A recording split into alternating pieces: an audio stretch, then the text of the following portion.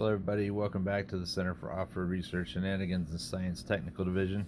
And I had a request to ask how I had done the front suspension on this with the PN90 motor.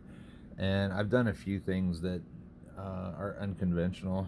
Like I cut the roof of the hood off, and the hood is the battery now when the battery's in there. And I put in this PN90 turn motor, and I love this motor. You can't really hurt it. It's pretty nice. I also had to cut away the battery tray in order to fit it, and I do use Velcro on my batteries to hold it in. On the bottom side, that PN90 is so large that if you put a link there, it will stop the motion of it. It already sort of, I believe, even now that I'm saying, no, it doesn't. I thought it was going to hit the drive shaft on the motor, but I don't believe it does. I've not put a, no, I got clearance. If I can shove that through between the motor and the drive shaft, it works great. But you'll notice I've 3-linked my front suspension.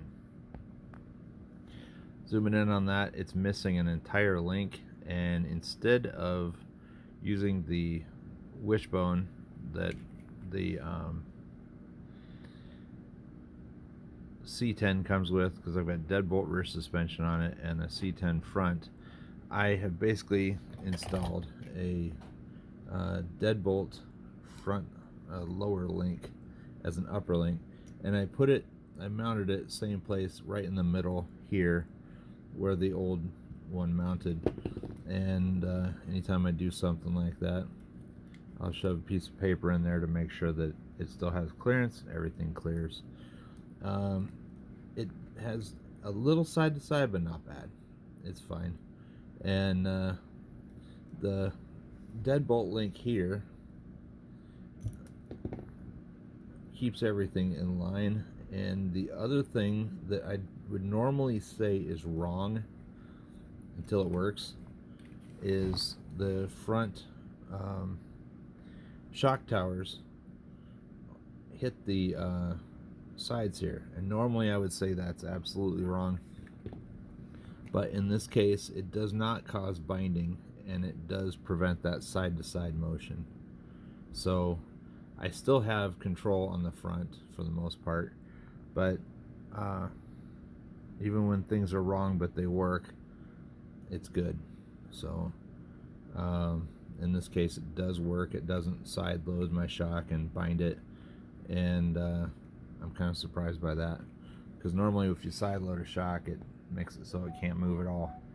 But in this case it works, and I don't know exactly why, but this motor and this chassis cut this way is fantastic. It goes over everything, and I really like it. It's becoming one of my favorite crawlers.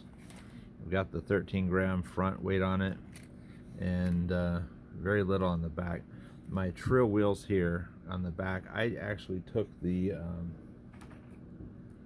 brass rings out of the back, and these are currently on Hyrax wheels that came with my Hyrax tires that are on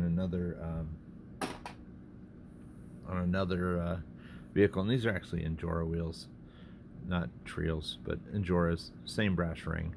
But anyway, that's it. The 3-linking it works great. I have that on my PN90 deadbolt as well. Actually, that might be a PN70 deadbolt. It is. And I have a standard wishbone for that one that I just cut the left front arm off the upper control link. That whole side of the wishbone that connects to this location on it is gone, and it's fine. It still stays in place, and there are no issues with it. But that is how I've done the E1 Super, and this thing is pretty good. I really like it. It's for outdoors, it's fantastic. Indoors, it has a little bit longer turning radius and a little bit less frame clearance. That doesn't, I found out that doesn't matter as much outdoors as it does indoors. So it still goes everywhere I point it, and it's a good rig. On a side note, I got my Ryft all ready for the hill climb event. One of the things I really like is this servo AF drag link. That thing has protected my servo perfectly. I've not lost one since I installed it. I used that a metal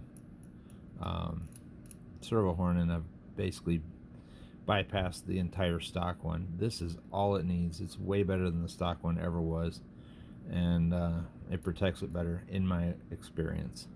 Also, I put beef tubes in this. They're brass, and should make this front axle a lot stronger. As you guys know, the Ryft RBX10 Ryft brakes right here, and it's hopefully going to be good. I've also added a 60-gram diff cover to it, so look out for the hill climb. It's ready. When I hit the gas on this thing, it keeps the nose on the ground too, which is very beneficial, because before it just rips the tire up off the ground. And anytime you add weight to the front of a vehicle, it will climb better. So that is all I got, I guess. Everybody have a good weekend. We'll see you on the trail.